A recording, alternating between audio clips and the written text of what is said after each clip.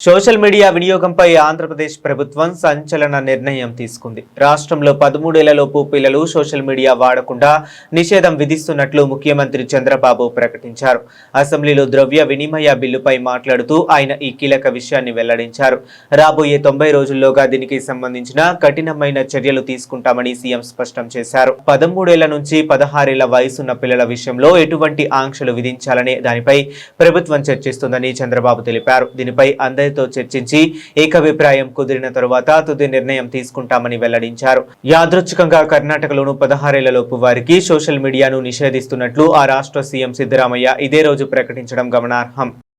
ఇటీవల IT minister గారు కొత్త ప్రోగ్రాం అంటే 13 సంవత్సరాలు వయసు లోపల ఉండే వాళ్ళకి సోషల్ మీడియా బ్యాన్ చేస్తే బాగుంటుందని ఒక సూచన వచ్చింది. తప్పకుండా తొందరలోనే 90 డేస్లో 13 సంవత్సరాల లోపల ఉండేవాళ్ళు సోషల్ మీడియాకు అందుబాటు లేకుండా చేసే కార్యక్రమానికి శ్రీకారం చుడతాం. 13, 16 సంవత్సరాలు చర్చ చేస్తున్నాం. అందరూ ఒప్పుకుంటే దాన్ని కూడా ఏం చేయాలని ఆలోచిద్దాం. అల్టిమేట్గా సోషల్ మీడియా వల్ల మన పిల్లలు నష్టపోవడానికి వీలు లేదు.